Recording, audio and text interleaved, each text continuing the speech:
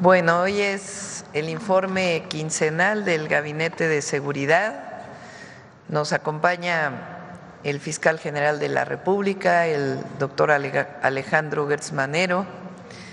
Está la secretaria de Gobernación, Rosa Isela Rodríguez, el secretario de Seguridad y Protección Ciudadana, Omar García Harfuch, el secretario de la Defensa Nacional, el general Ricardo Trevilla Trejo, el secretario de Marina, el almirante Raimundo Pedro Morales Ángeles. Está la titular del Secretariado Ejecutivo del Sistema Nacional de Seguridad, Marcela Figueroa, y el comandante de la Guardia Nacional, el general Hernán Cortés Hernández. El día de hoy vamos a cambiar un poco el informe, porque como no ha cerrado el mes, nos vamos a esperar a dar la estadística hasta que no cierre el mes de mayo, porque pues ahora tenemos el informe solamente de los primeros 15 días y como ustedes saben, cuando cierre el mes, después las fiscalías estatales todavía ajustan algunos números. Entonces preferimos no dar la estadística a mitad de mes, sino esperarnos al final de mes. Entonces hoy va a iniciar la secretaria Rosa Isela, hablar de atención a las causas y una acción que se hizo por parte de estudiantes de media superior y superior, de un tequio muy grande donde participaron casi 1 millón de jóvenes. Nos va a informar Rosa Isela. Después el general Hernán Cortés nos va a platicar de los distintos operativos que hay para la vigilancia de carreteras. Y finalmente el maestro Omar García Harfuch nos va a decir pues las distintas acciones que se han venido realizando y los resultados. Ese es el informe del día de hoy y después pasaríamos a sus preguntas. Adelante, Rosa Isela. Con su permiso, Presidenta. Muy buenos días tengan todas y todos ustedes. Hoy presentaremos los avances de atención a las causas con un enfoque de cultura y arte, como parte de la Estrategia Nacional de Seguridad. La cultura es la principal herramienta de la transformación, el arte y la creatividad desde la infancia, tal como establece el Plan Nacional de Desarrollo de este gobierno. Por instrucciones de la presidenta Claudia Sheinbaum, estamos trabajando en 7 entidades a las que hemos llevado diversas actividades culturales como convites, teatro, música, pintura, promoción de la lectura, actividades lúdicas, entre otras. Agradecemos a la Secretaría de Cultura, a la organización de convites culturales. Con su labor es posible realizar actividades creativas y artísticas. Además, vecinas y vecinos comparten sus saberes, historias y anécdotas, lo que contribuye a generar comunidad. Jóvenes y adolescentes se han acercado a ejercicios teatrales donde se expresan y autodescubren. Estamos fomentando aprendizajes saludables y en estos contextos es donde queremos que permanezcan. La música contagia alegría, felicidad y paz. Por eso, en conjunto, comunidades y gobierno, hemos trabajado para llevar orquestas a centros comunitarios y recintos culturales donde ofrecieron conciertos. El movimiento corporal como medio de comunicación permite que los sentires se representen, por eso también llevamos danza regional y contemporánea a población de todas las edades con una importante participación. Sabemos que expresiones artísticas como la pintura nos llevan a plasmar realidades y vivencias que reflejan identidad comunitaria.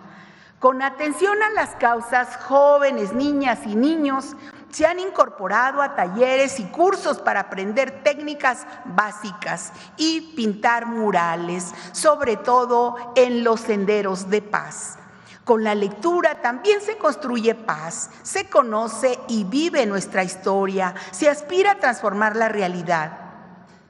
Por eso se impulsa el hábito de leer, o mejor aún, el de reflexionar sobre el poder de la palabra escrita. Por ejemplo, en Ciudad Juárez, Chihuahua, las narradoras de paz de la Secretaría de Cultura leen cuentos y fragmentos de libros de personajes destacados que hacen énfasis en la construcción de paz y los valores. Con ello se despierta el interés de la población de acercarse a la lectura. Las causas que generan las violencias se atienden con prevención, mediante actividades lúdicas, con juegos de mesa y al aire libre, de destreza mental y manualidades. Transmitimos a niñas y niños que hay otras alternativas para la resolución de conflictos.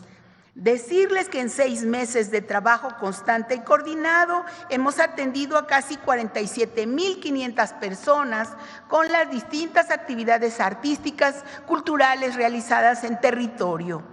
Las 32 mesas de paz estatales y 266 regionales incorporaron en las jornadas por la paz la perspectiva de arte y cultura. Trabajamos en diferentes poblaciones, por ejemplo, en Puruándiro, Michoacán. Además de leer, las mujeres indígenas compartieron ideas y vivencias y se conversó sobre historias cautivadoras de autoras de la región.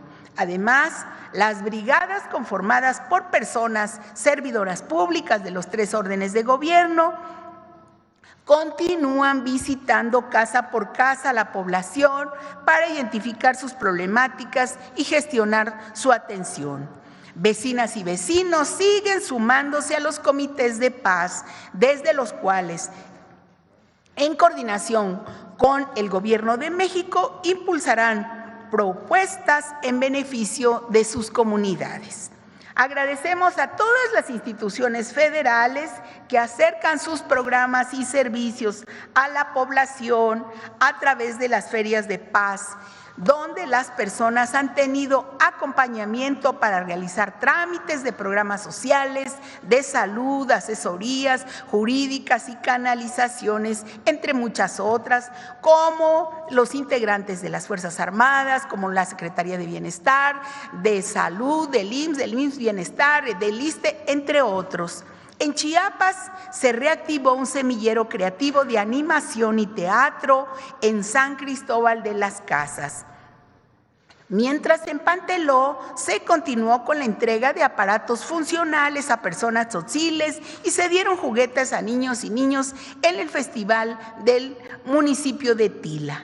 Decir que la suma de todas estas actividades nos ha permitido brindar más de 1,486,000 atenciones.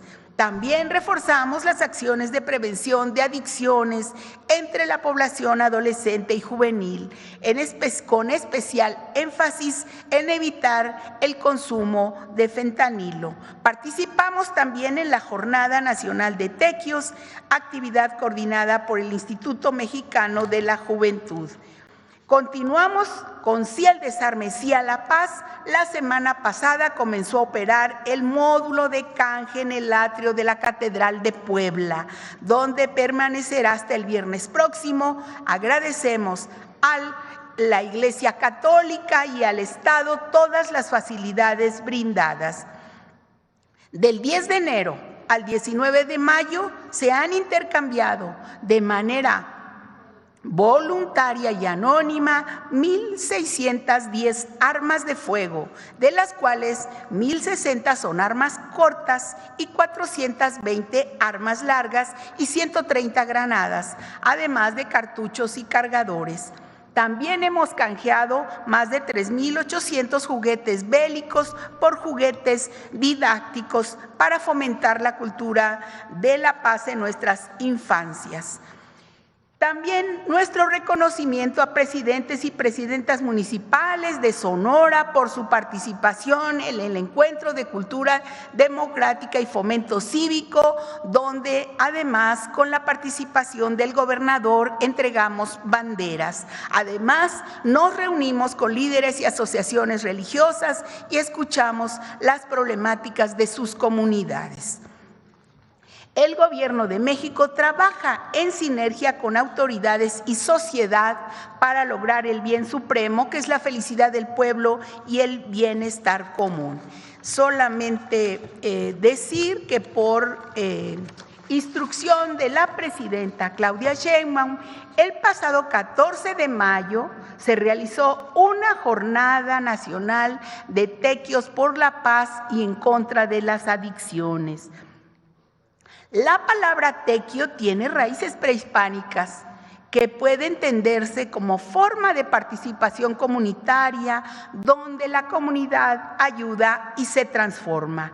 En este ejercicio participaron miles de jóvenes en todo el país, desde los 15 hasta los 29 años. Se sumaron activamente instituciones de educación media superior, así como superior en los 32 estados, escuelas públicas, escuelas privadas, y se contó con el apoyo de los distintos niveles de gobierno, así como de jóvenes organizados en todo el país. En total participaron más de 1 millón de jóvenes de todas las entidades, recuperando más de 10,000 puntos a lo largo y ancho de México. Y ahí se realizaron actividades deportivas, culturales, en los espacios que se recuperaron.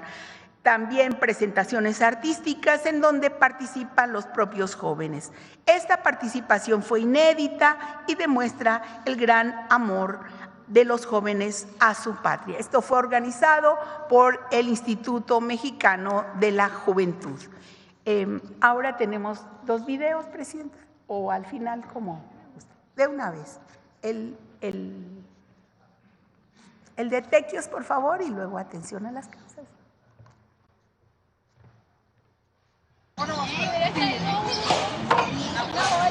El 14 de mayo, México vivió un día histórico gracias a la Jornada Nacional de Tequios por la Paz y contra las Adicciones, en la que participaron 1.085.000 jóvenes de todo el país, transformando 10.552 espacios públicos en 1.126 municipios. Desde el campo hasta la ciudad, en las playas y montañas, todos los rincones de nuestra nación sintieron la fuerza de las juventudes y su pasión. Me gustaría ver un gran cambio iniciando con nosotros mismos. Me gusta mucho ayudar a la sociedad y que los jóvenes se inspiren y ayuden también. Así salvamos espacios para los jóvenes. La satisfacción de ayudar a la comunidad y trabajar en equipo me llena de alegría. Es muy importante invitar a todos a que sigamos haciendo esas actividades, que como vecinos te sumes y pues seguir rescatando espacios para nuestras juventudes. Cada brochazo, cada limpia, cada mural, cada tequio fue un acto de amor por su comunidad, un acto de amor por México y por la paz que todas y todos queremos para nuestras familias. Porque cuando las y los jóvenes nos organizamos, México florece. Porque nosotras y nosotros somos el motor de esta transformación. Y apenas estamos comenzando.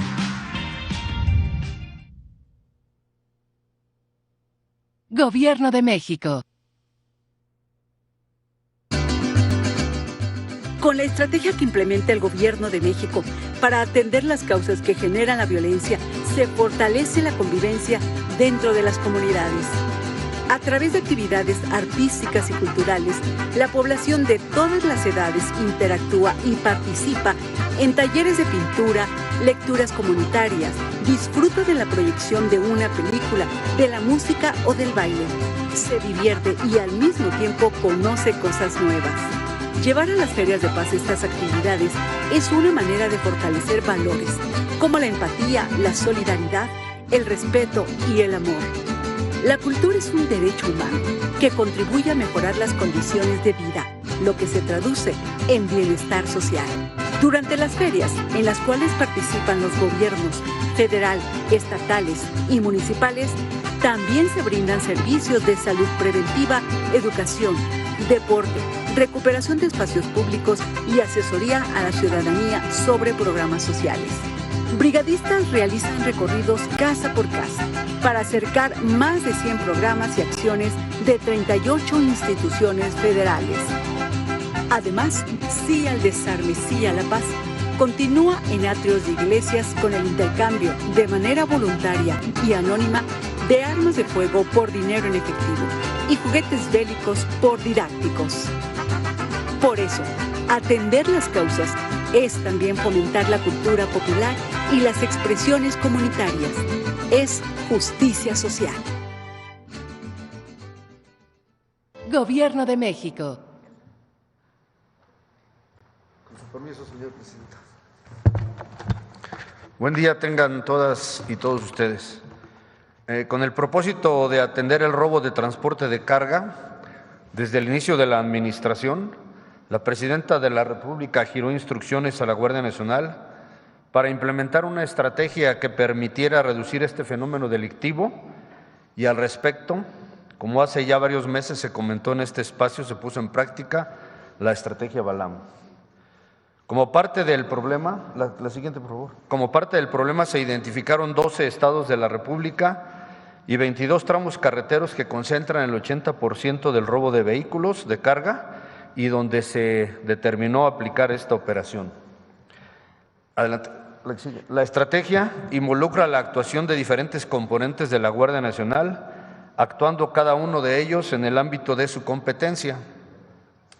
Las unidades de carreteras realizando patrullajes sobre las vías de comunicación, compañías de campo actuando como fuerzas de reacción ante incidentes, los medios aéreos tripulados y no tripulados llevando a cabo reconocimientos, obtención de información, así como células de inteligencia que despliegan para generar datos que lleven a la captura de los perpetradores de este delito. A la fecha, se dispone de un despliegue como parte de esta estrategia de 1,241 efectivos, 532 vehículos, 37 drones, 4 helicópteros, 2 aeronaves no tripuladas y 23 células de investigación.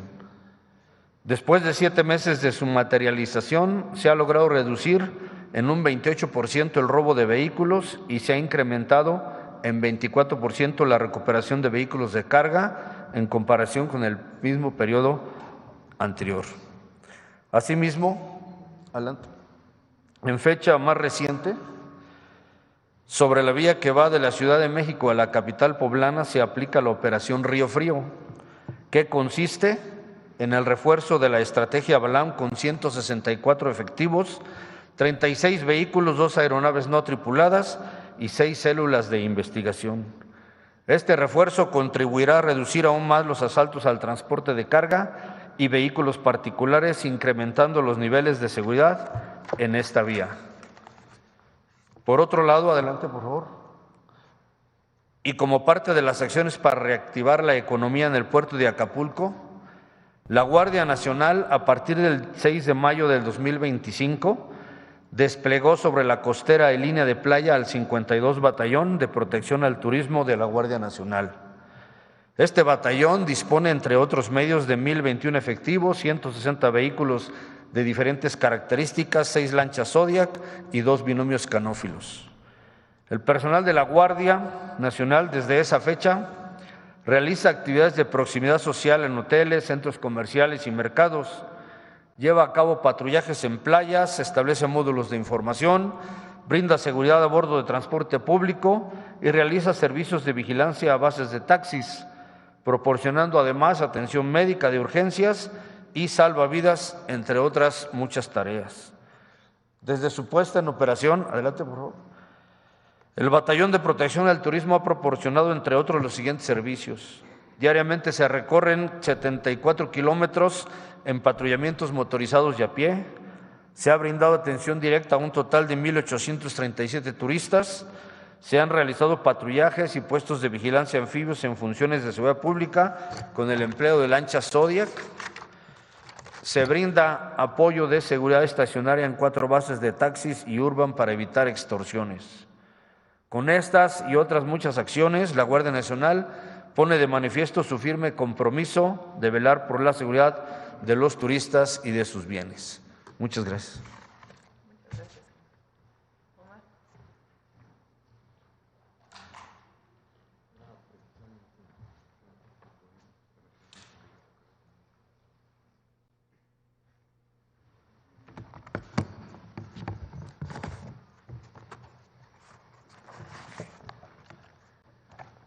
Con su permiso, Presidenta, muy buenos días. Hoy informaremos los avances de la Estrategia Nacional de Seguridad gracias al trabajo de las mujeres y los hombres que integran las instituciones del Gabinete de Seguridad. Secretaría de la Defensa Nacional, Secretaría de Marina, Fiscalía General de la República, Secretaría de Seguridad y Protección Ciudadana, Guardia Nacional y el Centro Nacional de Inteligencia. También agradecemos la importante colaboración de la Secretaría de Gobernación para las acciones de atención a las causas y de desarme voluntario. Bajo el liderazgo de la presidenta Claudia Sheinbaum, el Gabinete de Seguridad ha reforzado el trabajo estratégico y los trabajos de investigación e inteligencia, así como el aprovechamiento de herramientas tecnológicas. La coordinación eficaz entre las instituciones que conforman el Gabinete de Seguridad y las entidades federativas ha permitido la ejecución de operativos estratégicos de alto impacto. Gracias a estos esfuerzos conjuntos, hemos logrado la detención de operadores de diversos grupos delictivos que habían atentado contra la paz y la seguridad de nuestras comunidades. Quiero subrayar que muchas de estas detenciones corresponden a objetivos prioritarios en distintos estados del país, responsables de delitos que afectan directamente la vida cotidiana de las familias mexicanas, como la extorsión, el homicidio, tráfico de drogas y armas. Cada captura, cada detención representa un avance hacia la recuperación de la tranquilidad de nuestros territorios. En representación de mis compañeros del Gabinete de Seguridad, quiero destacar las siguientes acciones realizadas en los últimos 15 días. En Jalisco, derivados de trabajos de inteligencia realizados por la Secretaría de la Defensa Nacional, el Centro Nacional de Inteligencia y la Secretaría de Seguridad, en coordinación interinstitucional, fue detenido Alfredo N., alias El Conejo, jefe de plaza en el suroeste de Zacatecas, vinculado con el trasiego de drogas, distribución de armas de fuego, homicidios y extorsiones, por lo que era considerado uno de los principales generadores de violencia de Cártel Jalisco Nueva Generación en dicha región. Las investigaciones permitieron identificar que desde el pasado mes de abril, esta persona se trasladó al municipio de Ixtlán del Río, Nayarit, para resguardarse ante los operativos de las autoridades. Posteriormente, se trasladó a Magdalena, Jalisco, donde se desplegó un operativo encabezado por el Ejército, en el cual fue detenido en compañía de Isidro N. Alfredo N. cuenta con una orden de aprehensión en el estado de Zacatecas por delitos de extorsión, cohecho y asociación delictuosa, mientras que Isidro N. se desempeñaba como funcionario público en dicho municipio. En Michoacán se llevó a cabo un despliegue coordinado, encabezado por personal de la Secretaría de Marina y personal de la Secretaría de Seguridad de Investigación. En el poblado de Huizontla, tras obtener información por parte del Centro Nacional de Inteligencia sobre la concentración de un grupo de personas armadas, capacitadas en el uso de armamento de alto calibre y explosivos, vinculadas a delitos como extorsión, homicidio y privación ilegal de la libertad en la región.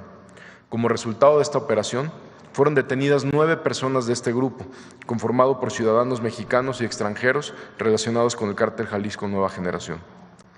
Durante la detención, el personal naval fue objeto de una agresión directa, en la que 3 elementos de la Secretaría de Marina resultaron heridos y 12 agresores perdieron la vida. Al desarticular este grupo armado, responsable de extorsiones, homicidios y privación ilegal de la libertad, así como otros delitos de alto impacto en la región, logramos reducir de forma inmediata su capacidad de generar violencia y llevar justicia a las víctimas. Reconocemos el valor y compromiso del personal de la Secretaría de Marina que participó en esta intervención, que arriesgaron sus vidas para detener a estos generadores de violencia, quienes ya no podrán seguir dañando la tranquilidad de las familias michoacanas. En Costas de Guerrero, en una operación, se aseguraron 68 bultos con 1.364 kilogramos de cocaína, que se suman a las más de 37 toneladas incautadas por la Secretaría de Marina en alta mar en la presente administración. Este aseguramiento representa más de 2 millones de dosis de esta droga que no afectará a la salud de nuestros jóvenes. En diversas operaciones realizadas en el estado de Guanajuato, el Gabinete de Seguridad y autoridades estatales detuvieron a 9 integrantes del cártel de Santa Rosa de Lima, entre ellos Agustín N., alias Logan, uno de los principales generadores de este grupo criminal, quien administraba venta de droga en bares, entre otros delitos. En esta acción se aseguraron armas largas, cortas, diversas dosis de droga y vehículos. A continuación, quisiera señalar algunos resultados obtenidos del 1 de octubre del 2024 al 18 de mayo del 2025, en los meses que van en la administración de la presidenta Claudia Sheinbaum. En este periodo han sido detenidas 21.411 personas por delitos de alto impacto. Se han asegurado 157 toneladas de droga, incluyendo cerca de 1,5 toneladas y más de 2.300.000 pastillas de fentanilo.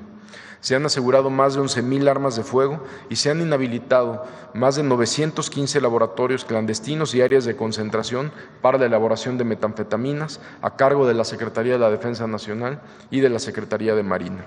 Este número de laboratorios y áreas de concentración destruidos es un número sin precedentes. Esto representa una afectación económica de miles de millones de pesos para los grupos delictivos, los cuales ya no podrán utilizar para incrementar sus operaciones. Asimismo, tras la implementación de la Operación Frontera Norte, por instrucciones de la presidenta Claudia Sheinbaum desde el 5 de febrero, tenemos los siguientes resultados.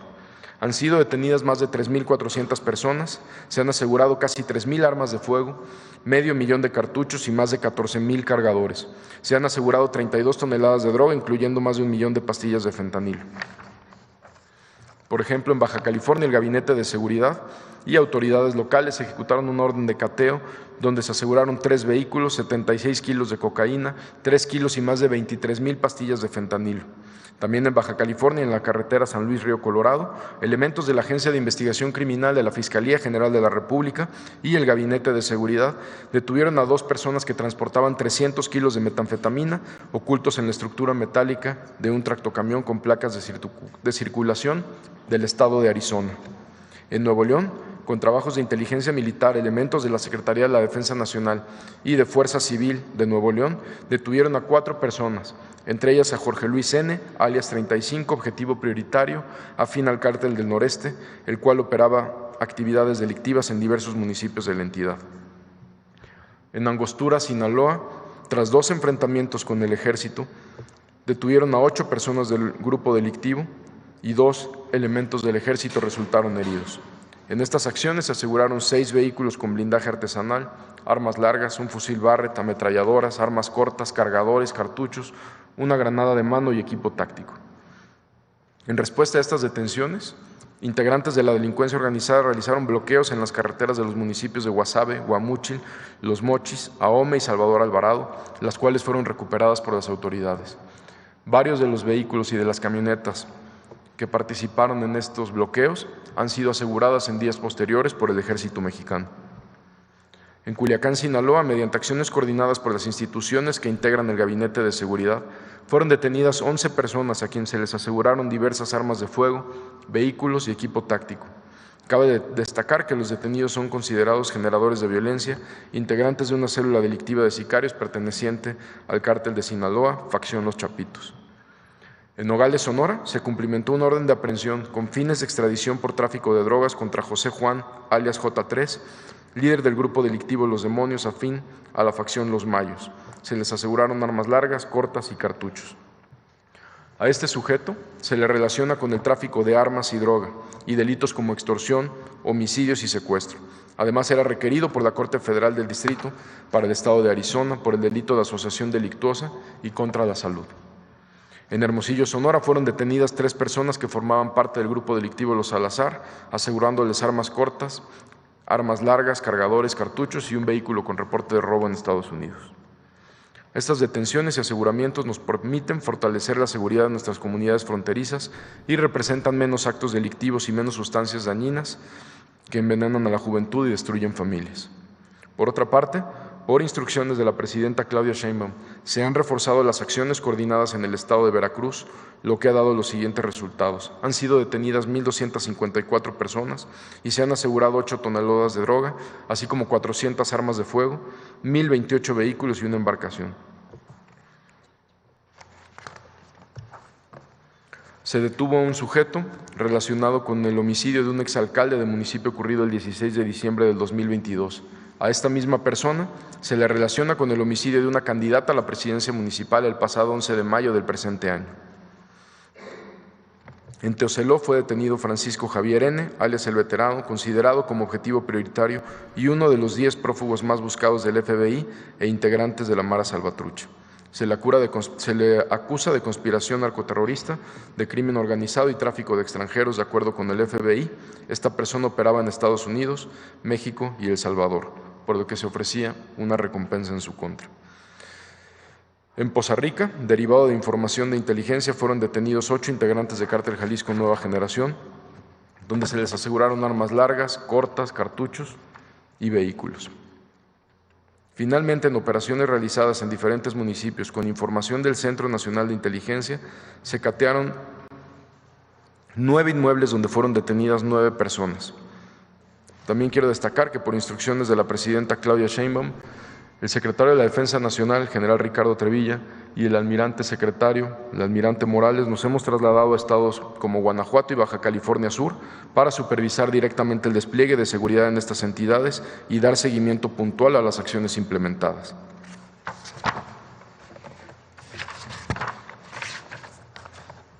Muchas gracias.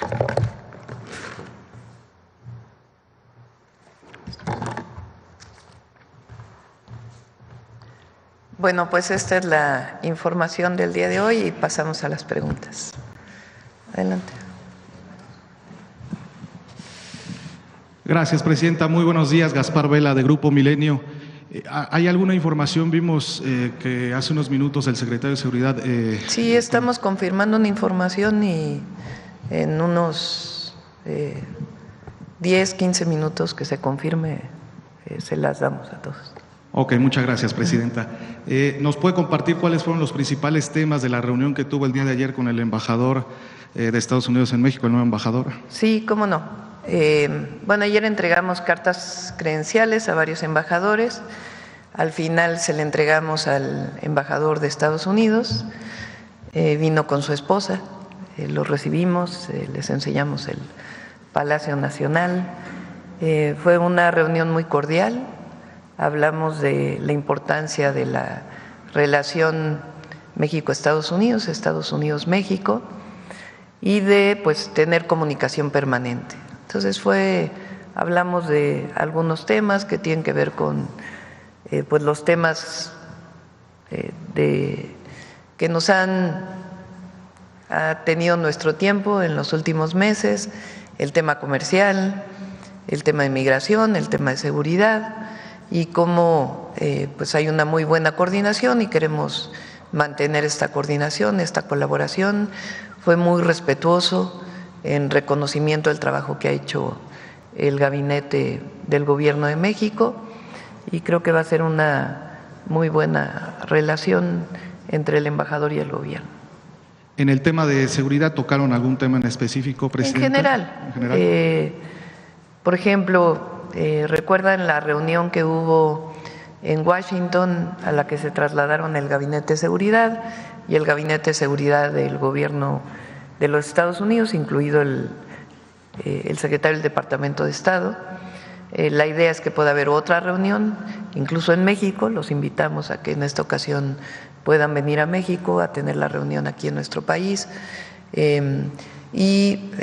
Lo que se firmó en aquella ocasión, cómo le damos seguimiento, nada en particular nuevo, sino más bien cómo le damos seguimiento al trabajo que hemos venido desarrollando.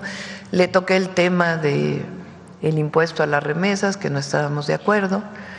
Le expliqué que, por cierto, el día de hoy va un grupo de senadores a reunirse con legisladores de Estados Unidos para explicarles nuestras razones de por qué no es una buena idea gravar las remesas, y planteó que en lo que él pudiera ayudar, pues que por supuesto tanto en la comunicación con el gobierno de Estados Unidos como con los legisladores de Estados Unidos. ¿Cómo percibió la actitud del nuevo embajador? Muy bien, de mucha respeto, reconocimiento al trabajo que hemos estado desarrollando y de reconocimiento de la relación que tenemos entre ambos países. Fue una buena reunión. Ok, Presidenta. Me gustaría preguntarle al secretario de Marina, más allá de que todavía no hay informes públicos acerca de lo ocurrido este fin de semana en Nueva York, ¿qué papel jugó el remolcador, secretario, precisamente en estos hechos del fin de semana? Sí, por supuesto.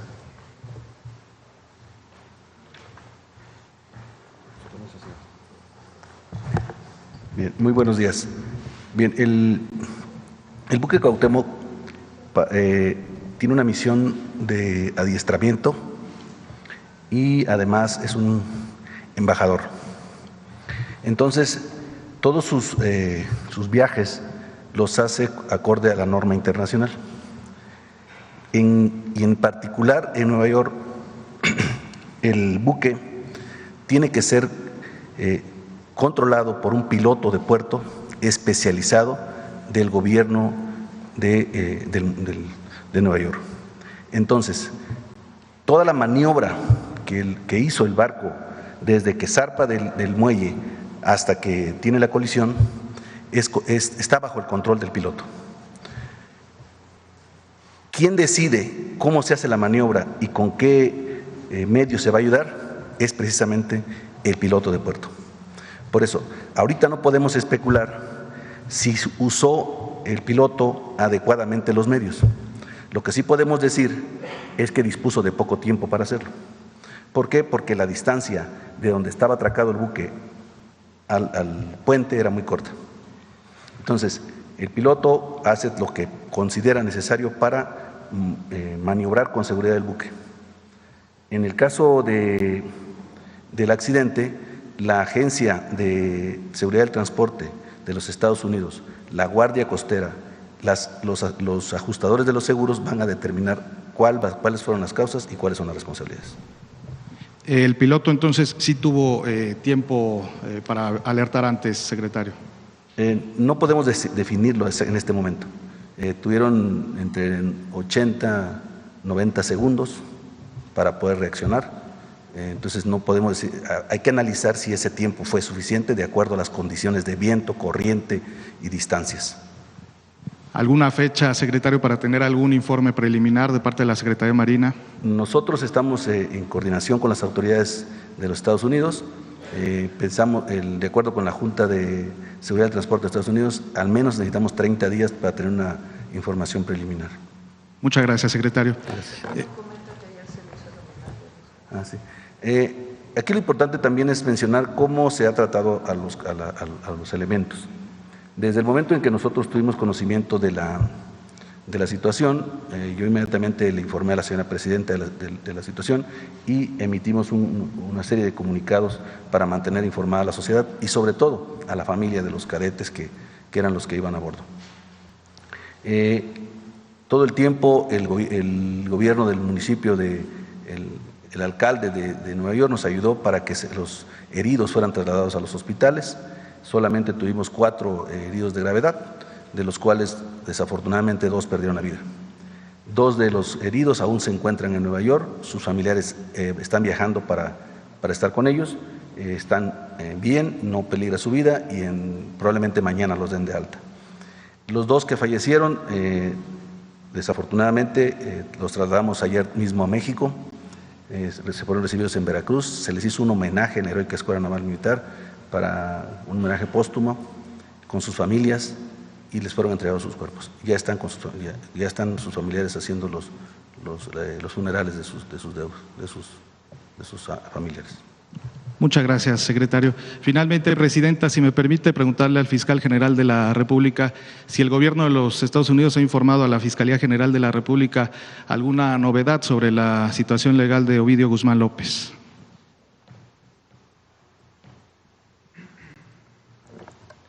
Sobre ese particular, creo que es muy importante recordar que hay 4 miembros de esa familia procesados en los Estados Unidos, el padre y 3 hijos, y que uno de los factores de violencia más importantes en esa zona en México es otro miembro de esa familia.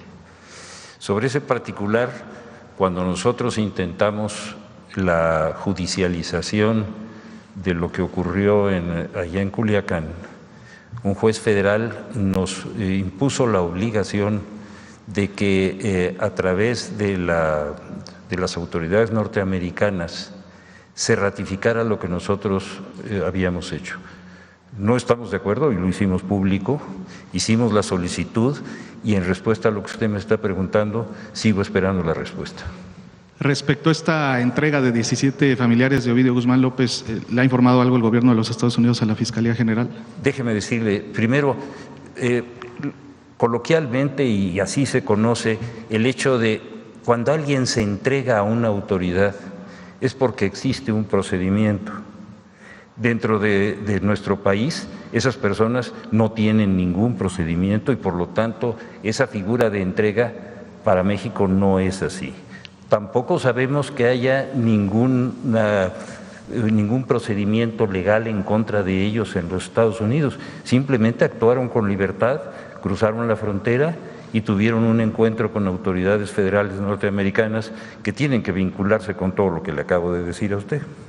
Ok, muchas gracias por la precisión, fiscal. Nada más una última pregunta sobre Pedro Insunza Coronel y Pedro Insunza Noriega, quienes fueron acusados de narcoterrorismo en los Estados Unidos.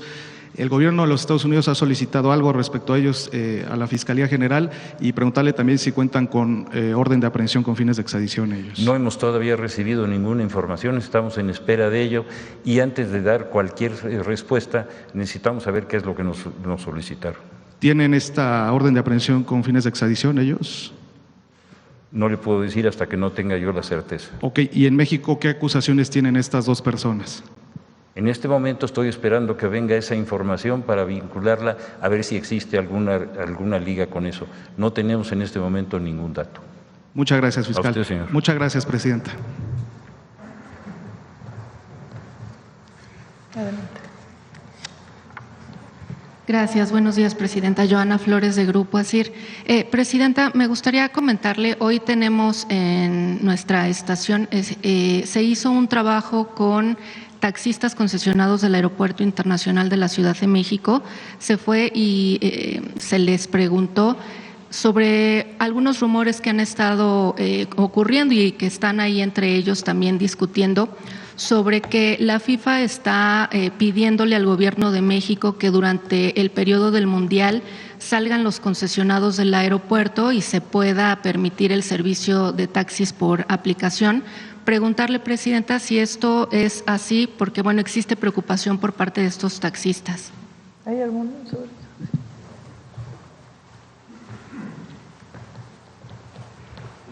eso? En el tema del aeropuerto, se está revisando con la Secretaría de Comunicación y Transportes la mejor forma de dar el servicio en el Mundial. Por el momento no se están vulnerando de ninguna manera los derechos de los concesionarios. Se está dialogando con ellos, hay algunos que tienen algunas deudas y algunos permisos vencidos, pero se está dialogando con ellos para llegar a una convivencia adecuada que permita garantizar el transporte seguro de los que vengan al Mundial. Es decir, entonces, ¿sí habría esta posibilidad de que durante el Mundial entren taxistas por aplicación? Todavía no se define, lo tiene que definir Comunicaciones y Transportes. Ok, y en este caso, bueno, no sé, ¿tendría que haber alguna modificación a la ley o solamente se autorizaría? Todavía se está evaluando, todavía no tenemos una definición al respecto, pero sí se está evaluando para que los taxistas concesionados den el servicio adecuado a los que vienen al Mundial y si fuera necesario dar otro tipo de servicios. Ok, y ya nada más, bueno, ayer comentaban a nuestro medio que tenían esta preocupación porque ellos confían en que el periodo del Mundial pues ellos puedan tener una muy buena derrama y esta posibilidad les preocupa. ¿Hay algún acercamiento ya por parte de ustedes con estas empresas? Sí, se tiene diálogo permanente con ellos. Lo que no vamos a hacer es afectarles sus concesiones. Ok, muchas gracias. Normalmente, quien lleva la relación es la Secretaría de Infraestructura, Comunicaciones y Transportes, la Subsecretaría de Transportes, donde está la arquitecta Tania Carro. Obviamente el Aeropuerto Internacional de la Ciudad de México, Benito Juárez, pues está bajo la coordinación y operación de la Secretaría de Marina. Entonces, hay comunicación permanente y no se va a afectar a los taxistas. Se está buscando pues la mejor forma de operar durante el Mundial porque van a venir muchísimos visitantes. Gracias, presidenta. Y también en otro tema me gustaría conocer su opinión. Usted nos ha hablado en las últimas semanas de todo el trabajo y la inversión que han hecho en el estado de Guerrero, principalmente en Acapulco. Sin embargo, bueno, este fin de semana se llevó a cabo un festival, el Acamoto 2025, donde prevaleció el desorden. Pues a ver si este tipo de eventos, doctora, no pues también perjudican las acciones que ustedes están haciendo para recuperar el puerto. Es un evento que se venía realizando ya, no es nuevo, y vamos a hablar con la gobernadora y la presidenta municipal, porque en efecto, pues primero es muy peligroso para quien asiste, hubo varios fallecidos por accidente de motocicleta, entonces pues tiene que regularse, y después en efecto pues la basura y todo lo que generan. Entonces vamos a hablar, es una actividad que tiene el gobierno municipal y el gobierno del estado y vamos a hablar con ellos para que si se vuelve a desarrollar pues que haya mucho más medidas de orden en el puerto. Gracias, presidenta. Y ya nada más por último, bueno, sobre este tema del buque, se hablaba ayer en Estados Unidos, daban esta información también de la existencia de llamadas previas de auxilio, saber si nos pueden comentar un poco más, ¿fueron del buque o del piloto?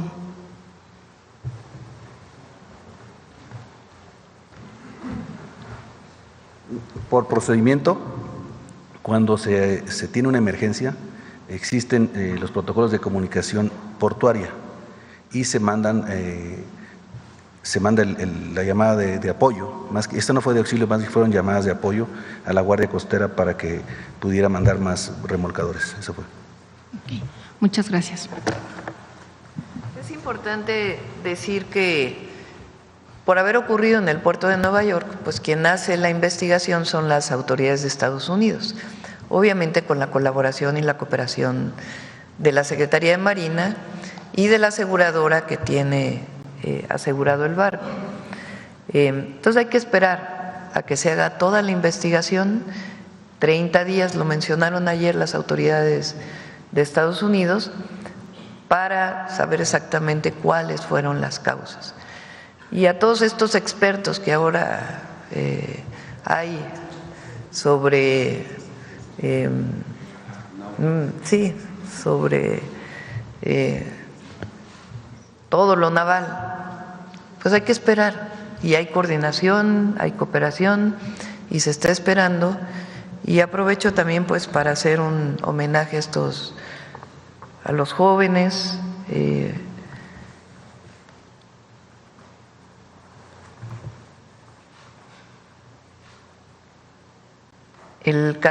La cadete América Yamilet Sánchez Hernández, nuestro apoyo, solidaridad y cariño a su familia. Ella nació en el 2004 de Jalapa, Veracruz, juró lealtad a la bandera en solemne ceremonia conmemorativa, se distinguió por su gran desempeño académico y militar dentro del plantel, en aptitudes también de natación. Derivado de este gran desempeño académico, se le designó subjefa del grupo del tercer año del Cuerpo General C. Y en el caso del cadete Adal Jair Maldonado Marcos, 23 años, causó alta en la Armada de México, en el astillero de Marina de Salina Cruz, Oaxaca, el 16 de abril del 2021. Su dedicación también lo llevó a participar en el crucero de instrucción tricontinental en 2024. Durante esa misión destacó al obtener el primer lugar en la prestigiosa competencia náutica Tea Party Boston 2024, lo que le valió una mención honorífica en enero de 2025. Nuestro cariño y solidaridad a sus familiares y por supuesto a la Marina Armada de México. Gracias, presidente.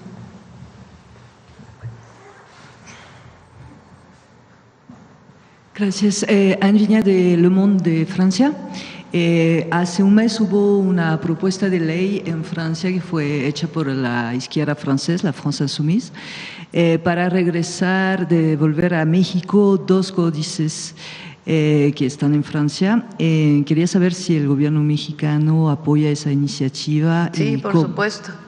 ¿Quieres comentar algo, José Alfonso? Tú que estuviste, adelante.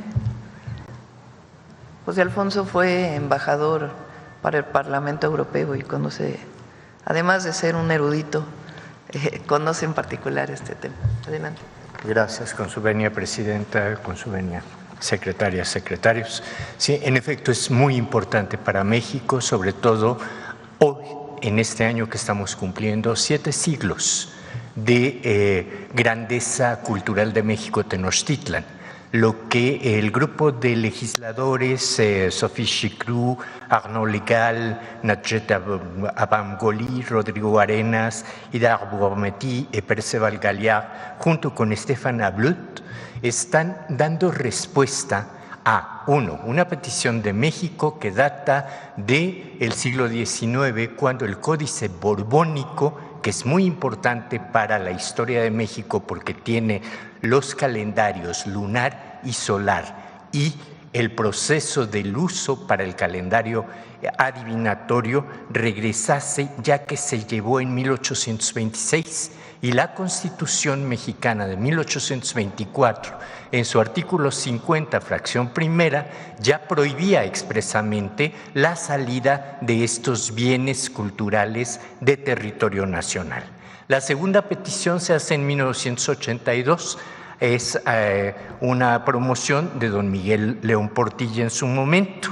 Durante la visita de la doctora Gutiérrez Müller en 2020, se hace la entrega de una carta que envía el presidente de la República solicitando la restitución y, muy importante también, en el 2024, la Asamblea de la Nación Ñañú, integrada por el Frente de Defensa de Cultura Ancestral de nuestros pueblos, insiste en la restitución porque en este códice vienen también todas las fórmulas para el Fuego Nuevo que se conmemorará en 2027.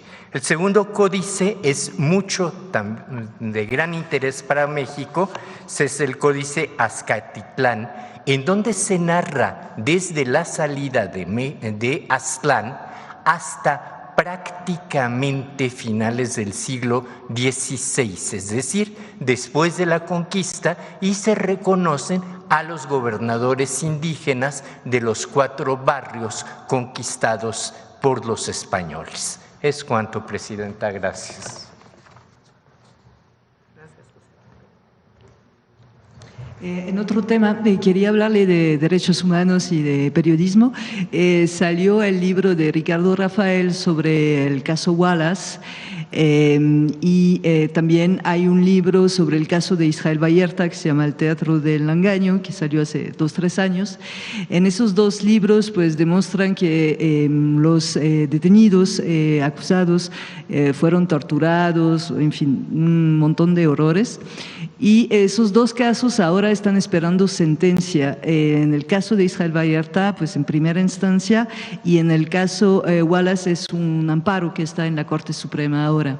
Dado que hay la reforma judicial, esas sentencias pues no se sabe si las van a dar tanto los ministros como la juez antes de finales de agosto. Parece que tienen tiempo hasta finales de agosto. La pregunta es, ¿no hay manera de que esos casos que son prioritarios, dado el tiempo que han pasado esa gente y dado pues las torturas y etcétera, que sean prioritarios para que no haga, para que otro juez no retoma el caso y que dura otros años? Fiscal, usted tiene más información. Es muy importante tener en cuenta algo que se ha dicho en muchas ocasiones y creo que es importante repetirlo. De acuerdo con la legislación mexicana, que es totalmente constitucional, el artículo 133 y 134 del Código Nacional de Procedimientos Penales establece con toda precisión que la decisión de cualquier procedimiento judicial corresponde al Poder Judicial de la Federación en este caso.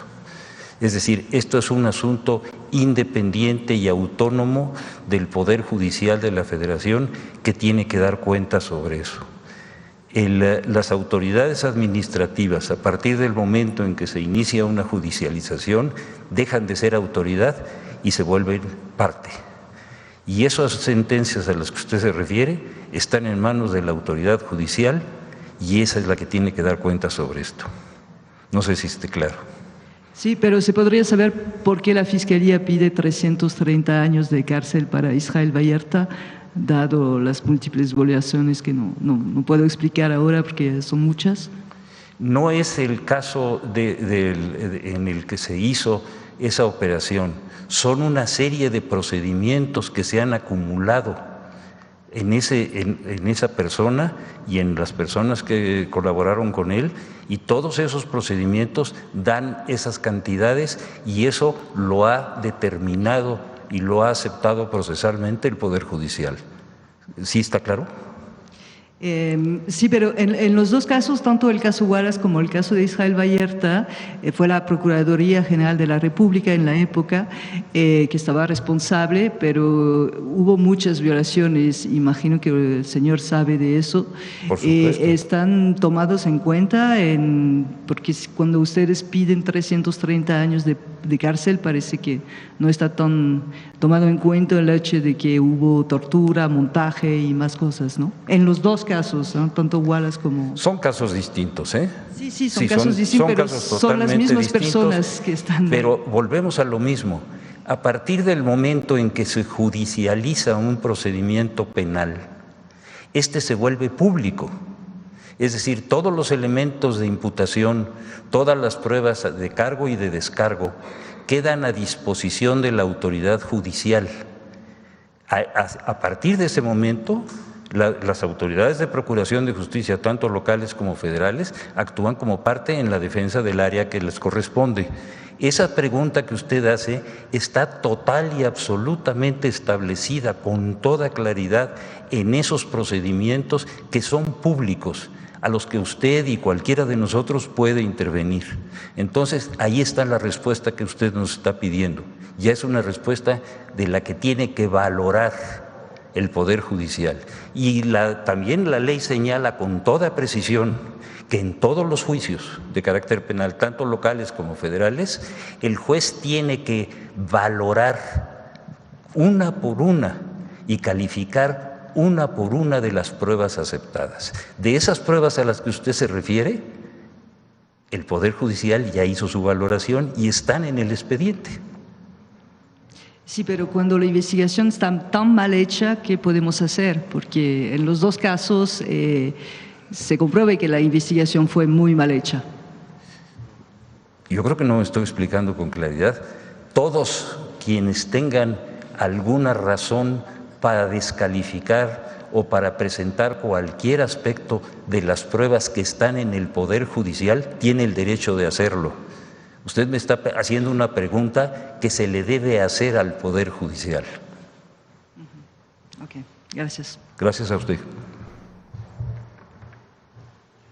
Bueno, entonces no se puede hacer nada para que los jueces dan sentencia antes de finales de agosto. Hay tiempos procesales que no los determinamos nosotros, sino los determina la ley. Para poder definir la Corte pues su última instancia, que es la última instancia. Entonces habría que revisar si en este caso los tiempos procesales ya es el último momento, agosto, o puede posponerse, pero depende de la Corte. Es decir, la presidenta no puede pedirle a la Corte que posponga una resolución que está por ley definida. Entonces vamos a revisar de todas maneras los tiempos procesales para poder informar con más detalle. Okay, porque el amparo en la Corte está desde 2022 y pues está por terminar su periodo, ¿no? Por eso.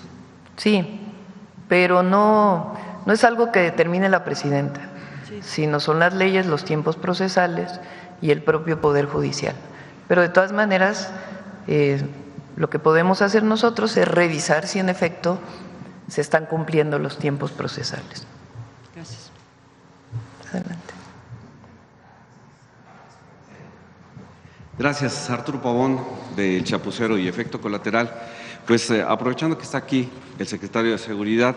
Preguntarle cuál sería la relevancia que se ha logrado a través de estos 7 meses de trabajo arduo, en que pues, han sido 10.962 armas incautadas y más de 21.000 personas detenidas. ¿Cuál es la relevancia? ¿Qué es lo que nos trae ahora este resultado? ¿A quién era la pregunta? Al secretario, sí.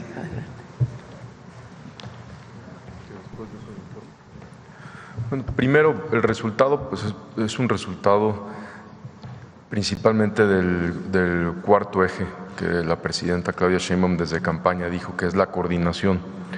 La coordinación tan estrecha que hoy tenemos las instituciones del Gabinete de Seguridad, pues permite este tipo de aseguramientos y de detenciones. Obviamente también en gran parte colaboran también varias entidades federativas, se hacen operativos entre la Secretaría de la Defensa Nacional, Secretaría de Marina, Centro Nacional de Inteligencia y con muchos estados, fiscalías y policías estatales, como lo hemos mencionado aquí.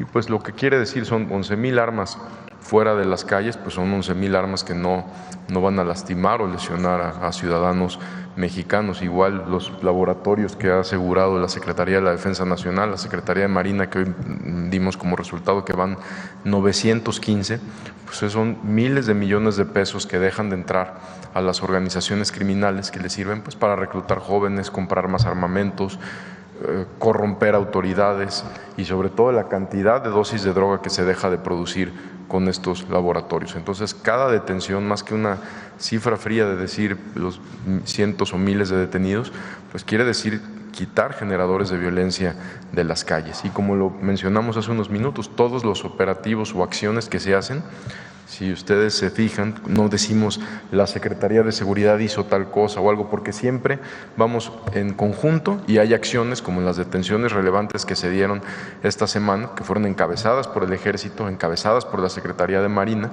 pero siempre trabajando todos en coordinación con también, por supuesto, con la Fiscalía General de la República. Gracias, secretario. Aprovechando, perdón. Quisiera dar una información muy relevante. Por eso estábamos comunicándonos con el secretario.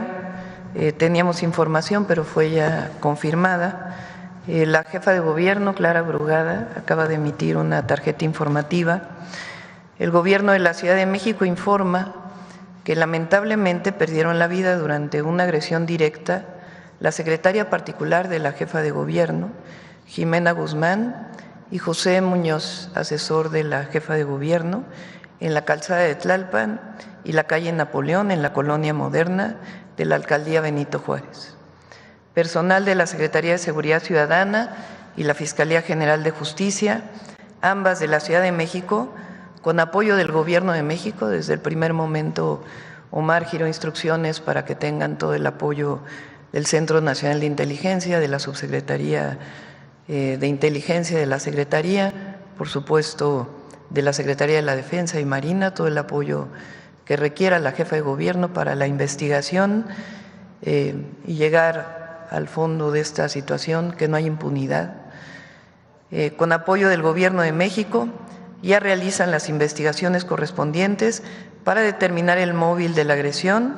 Además, se realiza el análisis de las cámaras de videovigilancia en la zona para identificar a los probables responsables que se sabe viajaban a bordo de una motocicleta, los agresores. No habrá impunidad, los responsables serán detenidos y deberán enfrentar la justicia. Desde el Gobierno de la Ciudad de México enviamos condolencias a sus familiares. Desde el Gobierno de México enviamos condolencias a sus familiares, todo el apoyo que requiera la jefa de gobierno. Vamos a llegar al fondo de esta situación y que haya justicia. Y nuestro apoyo incondicional a la jefa de gobierno y, por supuesto, nuestra solidaridad de apoyo a los familiares de estas dos personas. Vienen trabajando en nuestro movimiento desde hace mucho tiempo. Los conocemos, nuestra solidaridad a sus familias, a Clara, y vamos a darle todo el apoyo que requiera por parte del Gobierno de México. No sabemos hasta ahora, no tenemos más información más que esta, y por supuesto vamos a estar dando la información. Es pues lamentable, y yo creo que El gremio que está aquí acompañándonos, pues muchos que conocíamos a estas personas, pues lo lamentamos. Sí. Bueno, mi siguiente pregunta, igual para el secretario de Seguridad, distrayéndolo ahorita de este momento. Hemos visto que en Ecatepec, Estado de México, es el lugar que se eligió para recibir las primeras solicitudes de las plazas para miembros que hagan investigación en la Secretaría. ¿Nos podría platicar cuál es la trascendencia de que sea en Ecatepec? Sabemos que es un ámbito un poquito complejo en México.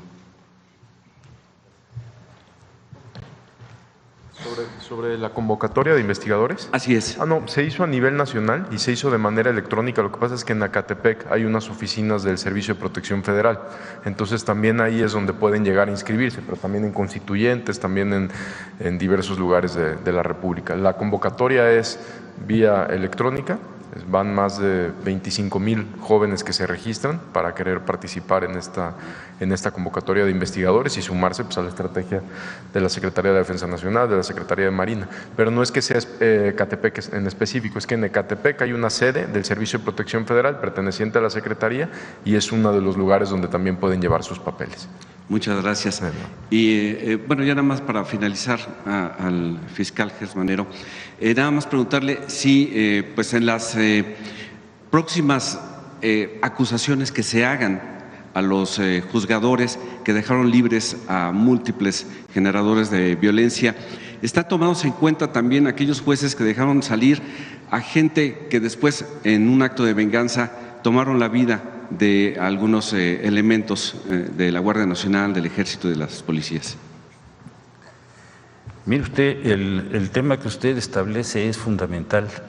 Hay una queja a nivel nacional por parte de todas las autoridades de procuración, de justicia y de investigación de que se den ese tipo de libertades que después generan toda una cadena, no solamente de impunidad, sino de delincuencia.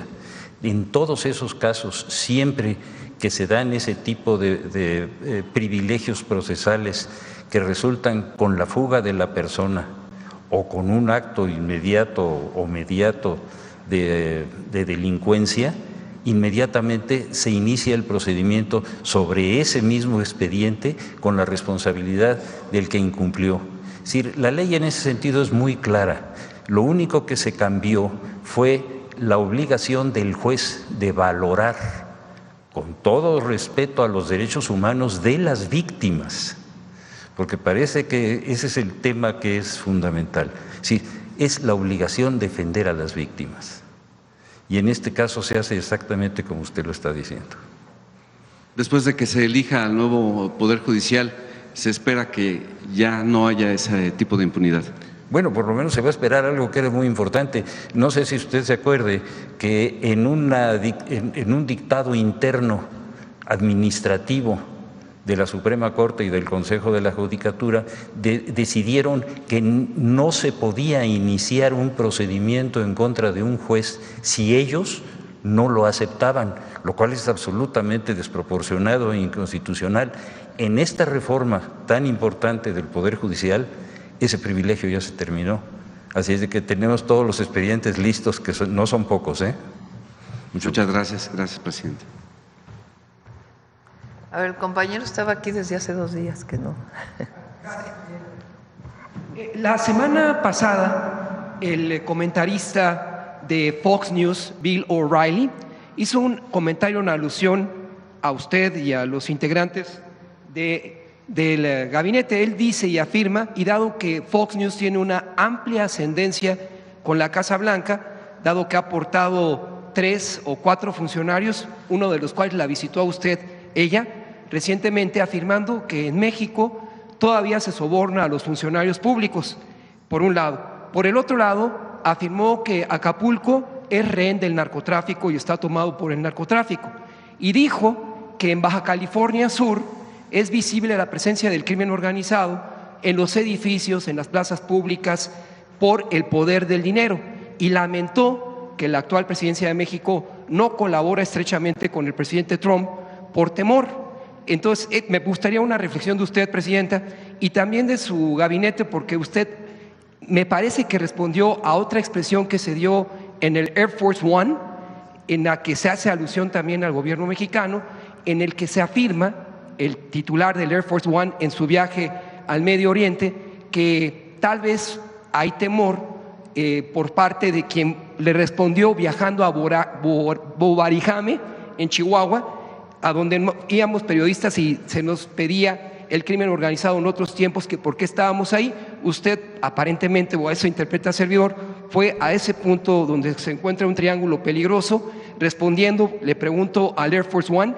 Ese es el primer planteamiento, y su servidor le mandó una carta a sus redes a Bill O'Reilly, que después me gustaría contar con la información de su secretario de la Defensa, el de Marina y el de Seguridad, para responderle a este prestigiado comentarista que no hay ningún funcionario en México que reciba dinero del crimen organizado o el kickback que ellos denominan hacia nosotros. Como primer planteamiento, Presidenta. Pues si tiene pruebas, que las presente.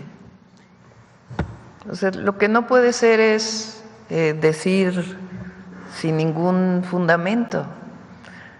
Todo periodista, sea de un medio estadounidense, francés, alemán, chino, sudafricano, sudamericano, asiático, de cualquier lugar del mundo, tiene una responsabilidad, y es sustentar la información en fuentes.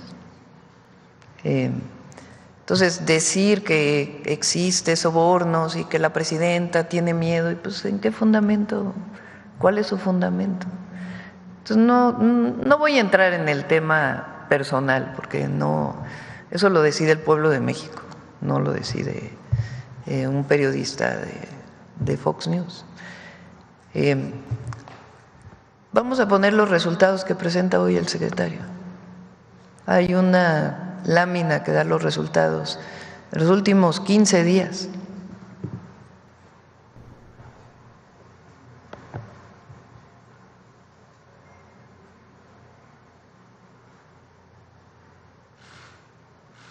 No, este es desde el 1 de octubre y déjale. Del 1 de octubre al anterior. Del 1 de octubre de 2024 al 18 de mayo de 2025,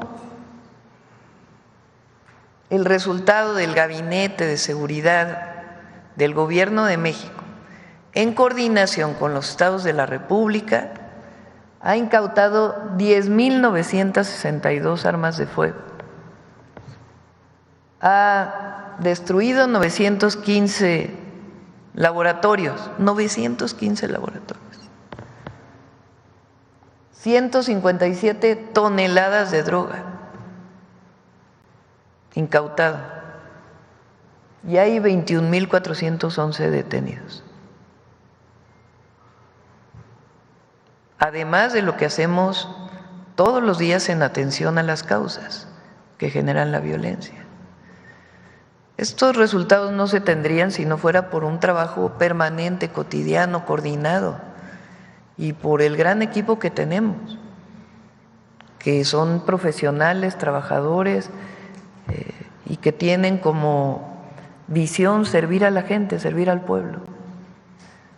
Entonces, ese es el trabajo que hemos hecho.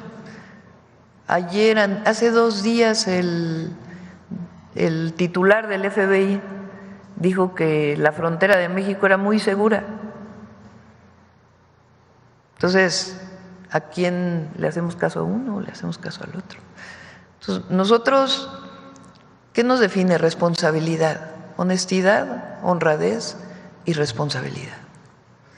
Y la responsabilidad tiene que ver primero con no traicionar los principios de donde venimos, nuestras causas.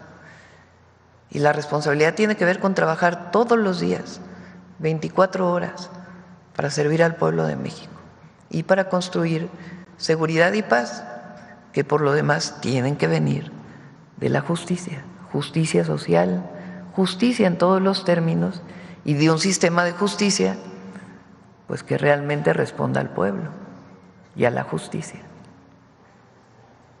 Presidenta, la Cancillería ya le entregó a usted el artículo 9 de la Convención de Viena de Agentes Diplomáticos y Consulares, que especifica a cada uno de los nuevos representantes a los que usted recibió ayer hasta dónde es su facultad de intervenir en temas internos. Si me permite brevemente hacer una historia de los embajadores de Estados Unidos en México. John Gavin Pablos, quien representó a Ronald Reagan durante los sexenios de José López Portillo y Miguel de la Madrid, dado que los presidentes o cancilleres en funciones, Bernardo Sepúlveda o Miguel de la Madrid, tal vez desconocieron ese artículo 9 de la Convención de Viena, le toleraron, tal vez en un caso similar a Ken Salazar, decir que México era un narcogobierno y acusar directamente a los secretarios de Estado del presidente de la Madrid de esa estirpe.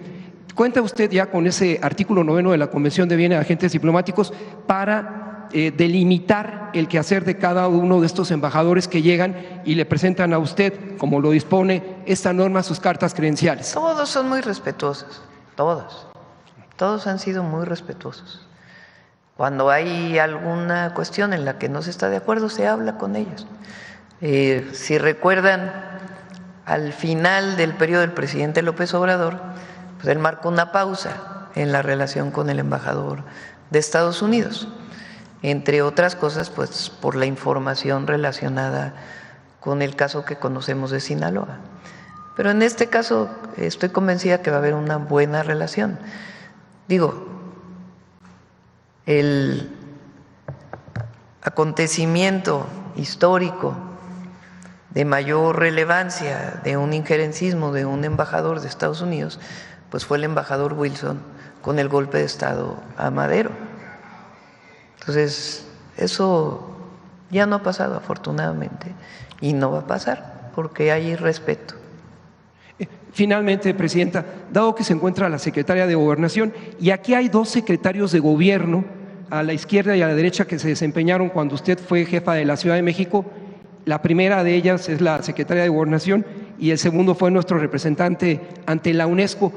Quisiera preguntarle, si usted lo considera, a la Secretaria de Gobernación, ¿hasta dónde se puede interpretar la laicidad del Estado mexicano con la reciente visita al Vaticano para invitar a Pío XIV para venir a México, siempre y cuando recordamos que esa reforma al 130 del presidente Salinas pues quebró el sentido liberal, juarista del gobierno mexicano? Y que nos platique la primera secretaria de gobierno que tuvo usted en la Ciudad de México y el segundo secretario de gobierno, ¿qué impresión causa este atentado contra la jefa de la Ciudad de México a través de su secretario particular y colaboradores, si usted lo considera conveniente? No creo que sea necesario.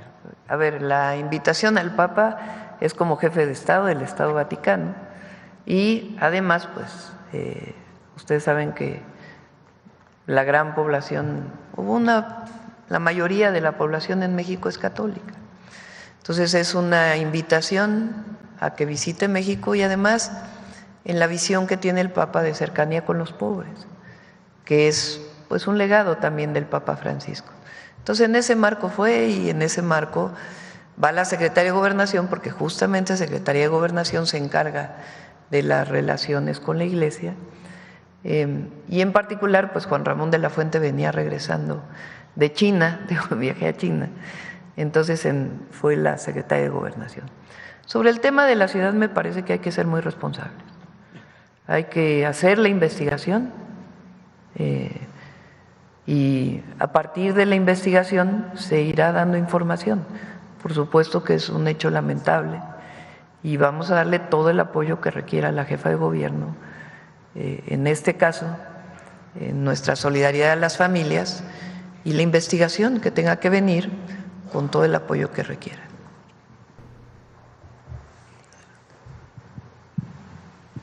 Gracias, Presidenta. Buenos días. Karina Aguilar, de Diario 24 Horas.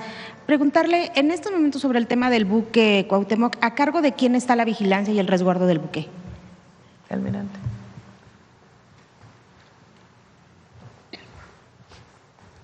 El buque se encuentra a resguardo de la Armada de México. Está la tripulación a bordo, el comandante, toda la tripulación está a bordo. ¿Cuántos? Todavía la tripulación está reducida porque se habían subido los cadetes, están como 117. Muchas gracias. ¿El resto de los cadetes son los que regresaron hace unos días? Se regresaron los cadetes y los de clases y marinería que estaban lastimados. Muchas gracias, almirante. También preguntarle, pues ya que están hablando de la invitación al Papa León, ¿qué les respondió en este breve encuentro? Entiendo, fue muy breve el encuentro que tuvo con la secretaria Rosa Isela, pero si nos pudiera comentar un poco qué fue lo que le respondió el Papa, secretaria, por favor. Con su permiso, presidenta. Pues fue muy breve, fueron 27 segundos según vi el video. Solamente lo saludé, le entregué la carta, dije que llevábamos una carta de parte de la presidenta con una invitación a venir a México y él levantó los brazos y dijo, ¿cuándo? Y pues yo solamente sonreí y enseguida le mostré un regalo que yo llevaba y le dije que era una artesanía mexicana. ¿Qué era? Y sonrió, un grabado en plata de la Virgen de Guadalupe y le dije que era algo de nosotros. Él sonrió, no me dijo más y le di la mano para despedirme. Y fue cuando ya nos habíamos despedido y fue cuando él me dijo, por favor, dele los saludos y bendiciones, así dijo, a la presidenta y también al pueblo de México. Y ya, gracias. Y él dice así, ya me fui. Eso fue todo. Muchas gracias, secretaria. Presidenta, el día de ayer hubo un hecho histórico.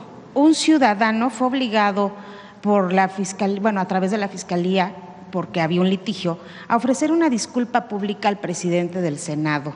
¿Considera que los servidores públicos deben utilizar toda la fuerza de su cargo y su poder para denunciar penalmente a un ciudadano que lo increpó verbalmente en un aeropuerto y después los ciudadanos son los que tienen que dar estas disculpas públicas, presidenta?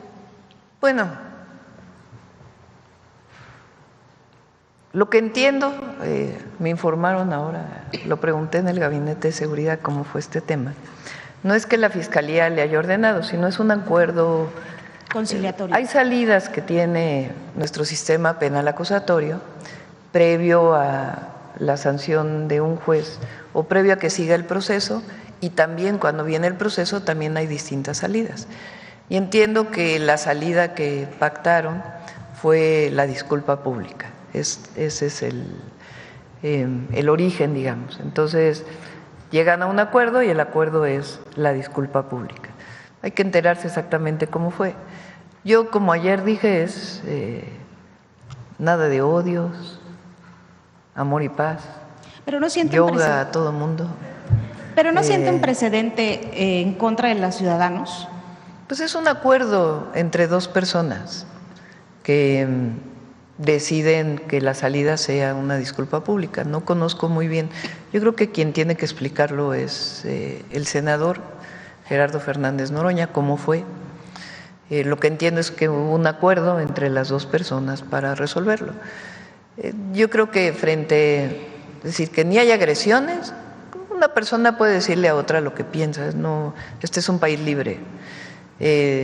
Entiendo que fue más allá de las palabras y por eso se puso la denuncia, pero tiene que explicarlo Gerardo y cómo fue que se dio esta disculpa. Yo lo que digo es, hay adversarios políticos, pueden no estar de acuerdo con el gobierno de México, hay todo el derecho para escribir en medios, para decir en redes, para decir personalmente no estoy de acuerdo con lo que está haciendo. Lo que hay que evitar pues es las groserías, que pueda llegar a ser física esta agresión, y buscar pues que sea un asunto de disputa política y que no se llegue a una situación así. Por eso digo, fuera odios, la política es amor también. Gracias, presidenta. También hace un momento dieron a conocer el informe del tema carretero de robos. ¿Nos pudieran aclarar un poco en qué carreteras están encontrando el mayor número de robos a transporte? Y también preguntarle qué se está haciendo porque se siguen viendo todos estos lugares donde se vende huachicol a pie de carretera en prácticamente todo el país? Ha habido muchos operativos para las cachimbas, les llaman, ¿no? En distintas carreteras está permanentemente. ¿Si quiere explicarlo el general, por favor? Permiso. Sí, en relación con lo que se refiere a las cachimbas, principalmente este tipo de establecimientos se han localizado en lo que es la autopista de Querétaro a México, de Querétaro hacia San Luis Potosí, por ahí en esa vía principalmente, y también hay en la autopista que va de México a Puebla. Se han implementado una operación que nosotros le llamamos Paradero Seguro, y esa operación ha aportado resultados. Hasta el momento llevamos 133 cachimbas que se han desmantelado. Seguimos trabajando, tenemos efectivos desplegados de campo, tenemos personal que está realizando investigaciones y que con el apoyo de las fiscalías de los estados se ha llevado precisamente a cabo diferentes órdenes técnicas de investigación y se ha logrado la detención de diferentes personas involucradas en este ilícito, y por eso se ha llevado a cabo la desarticulación de las 133 cachimbas. ¿La desarticulación tiene que ser a través de una orden o pueden llegar con un operativo y quitarlas? Sí, normalmente lo que se hace es difícil que se sorprenda en flagrancia. Entonces lo que se hace es llevar una tarea de investigación, se coordina esto con la Fiscalía y a través de un trabajo coordinado con las instancias de seguridad pública de los estados donde se presenta este fenómeno, se lleva a cabo la orden técnica de investigación y se desmantela la cachimba. Así se hace. Muchas gracias. Gracias, presidente. Nancy. Gracias, presidenta. Buenos días. Buenos días a todas y a todos. Nancy Flores, de la revista Contralínea. Primero, presidenta, nuestra solidaridad con los familiares de los cadetes y también con los familiares de los 2 funcionarios del Gobierno de la Ciudad de México. Por supuesto, es una tragedia. Es muy importante lo que usted acaba de señalar, porque la información que se obtuvo de los medios nos llevó a establecer una línea de investigación de inteligencia que llevamos con el secretario García Harfuch, que demostró algo que es fundamental. El expresidente municipal de Teuchitlán, que está ya procesado y en la cárcel, sus 2 hermanos y su familia son los propietarios de todos los camiones que se utilizaron tanto en Tamaulipas como en Ensenada para mover esa droga. Y todo esto está vinculado finalmente con el cártel Jalisco Nueva Generación. Así que esa información periodística fue fundamental para nosotros. Esos 2 casos, tanto el de Tamaulipas como el de Baja California, son prioritarios para el Gabinete de Seguridad, y creemos que antes de que termine el mes de junio tengamos ya toda la cadena de responsabilidades que viene desde lo que se compró en los Estados Unidos hasta donde lo encontraron las Fuerzas Armadas mexicanas. Así que yo quiero expresar mi agradecimiento porque esa información fue fundamental para que nosotros pudiéramos armar un proyecto de seguridad que nos dio este resultado. Así es de que las ligas no se quedan nada más en un solo lugar, sino que recorren el país. Muchas gracias por eso. Ayer comenté, estamos trabajando en 2 vías desde hace ya varios meses. Una es la administrativa. Ayer comentaba que la reforma energética del 2013 permitió la importación de combustible a privados. Antes solamente importaba Pemex, ahora ya hay privados que importan el combustible.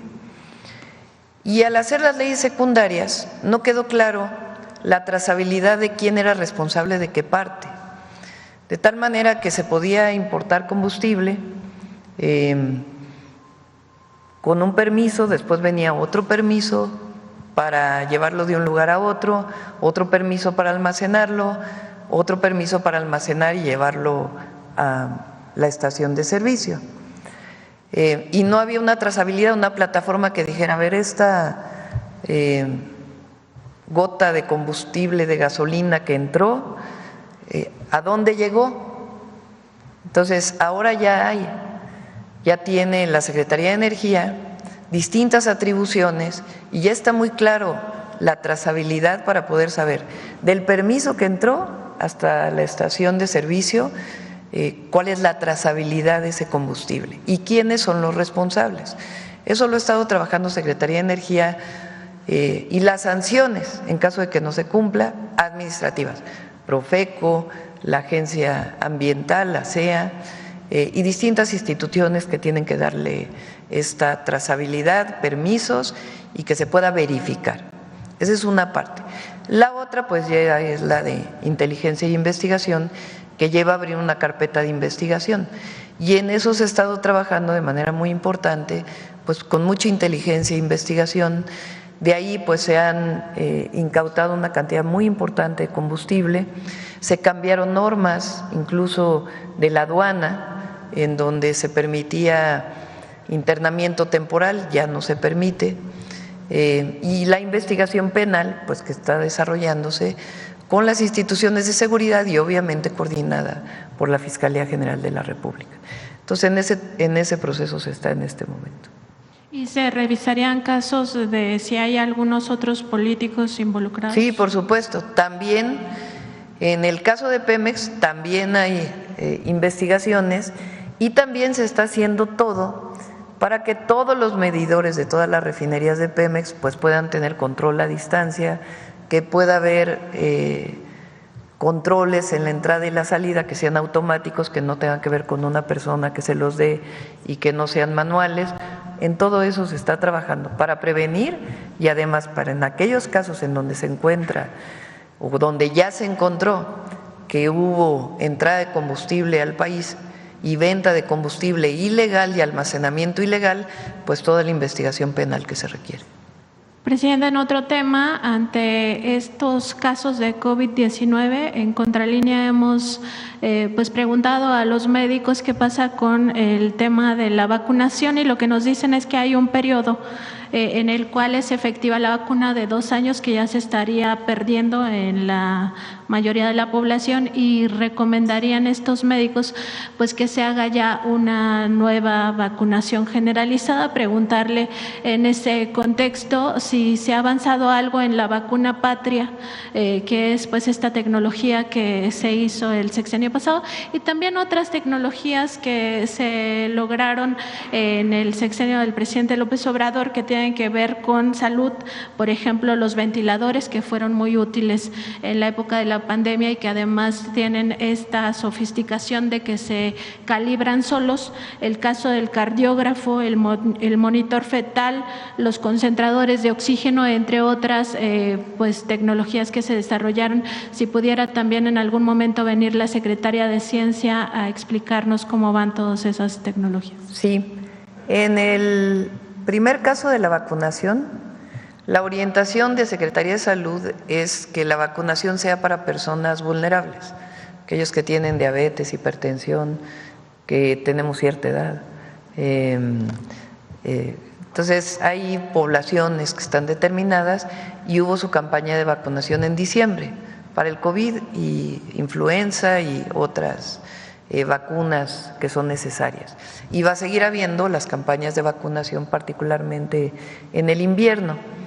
Justamente el día de ayer, en la reunión de salud, los lunes nos reunimos para salud, hablamos de la compra de vacunas para COVID para el siguiente periodo. Una parte va a ser la patria y otra parte van a ser otras vacunas.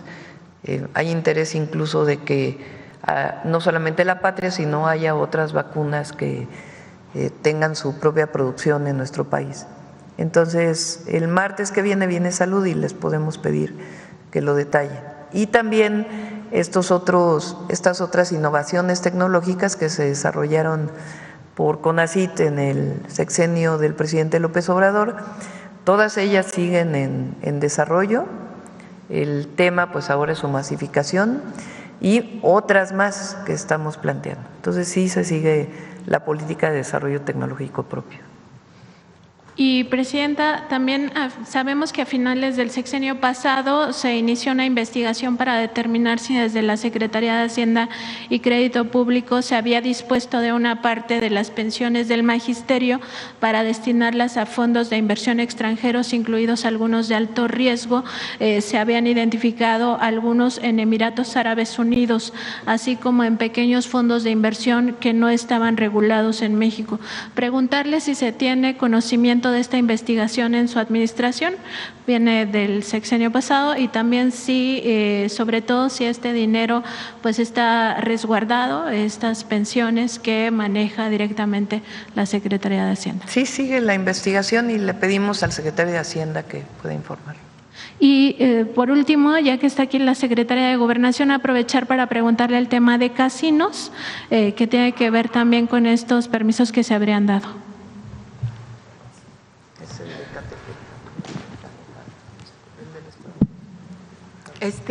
Sí, muchas gracias. Con permiso, Presidenta. Está en análisis, viendo exactamente, ¿se refiere al de Naucalpan? Son varios permisos de casinos que se habrían dado a fines del sexenio pasado y que muchos de ellos son en realidad como una renovación de las licencias. Sí. Primero quiero decir que en esta administración no se ha dado absolutamente ningún permiso, nuevo permiso. En la administración anterior sí hubo algunos, pero no fueron porque los secretarios o los encargados hayan querido dar este permiso, son orden de jueces, pero está en investigación cómo se dieron y cuáles fueron las acciones. O sea, no es una cosa definida porque no se han abierto nuevos. Muchas veces los solicitan y los dejan ahí como para la especulación. En segundo lugar, sí, efectivamente en esta administración hay varias investigaciones sobre varios casos que se han dado. Tuvimos una reunión con los casineros, permisionarios y todo, una reunión donde se juntaron todos los grupos. Yo les dije como 3 cuestiones, digamos, en resumen.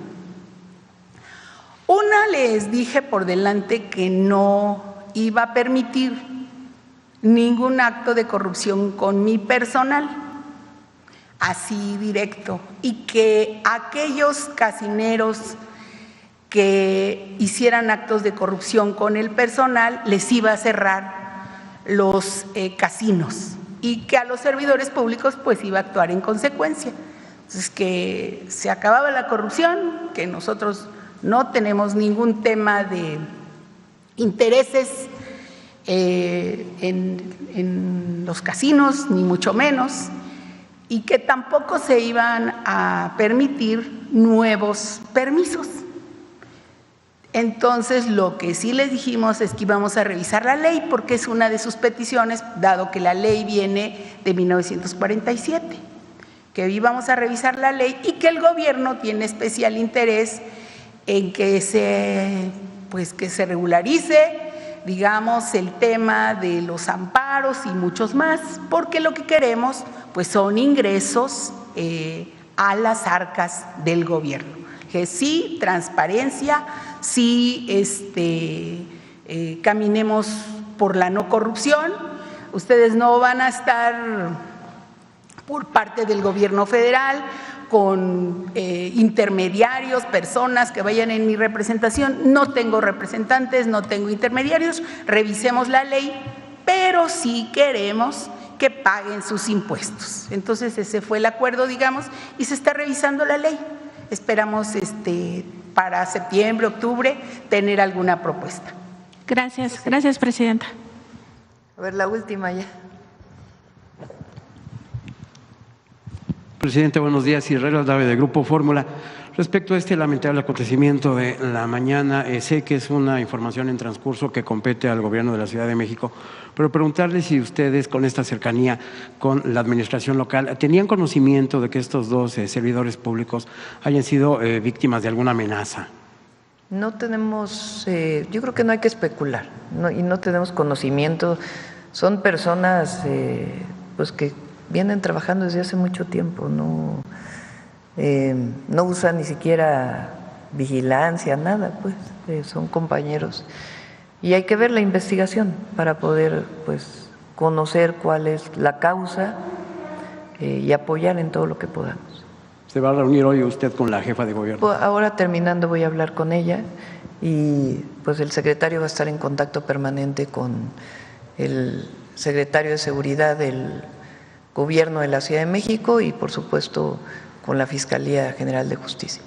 Finalmente, si me permite, el tema de la CENTE, de la disidencia magisterial, siguen expandiendo su campamento ya a varias calles del centro de la ciudad, ya hay quejas de los comerciantes, se está pues, afectando a la ciudadanía. Ellos no quieren diálogo, dicen que no aceptan este incremento. Hoy va a haber diálogo, hoy hay una mesa de trabajo con la Secretaria de Gobernación y el Secretario de Educación. Gracias. Bueno, muchas gracias a todas y a todos. Lo dejamos aquí y nos vemos mañana. Gracias.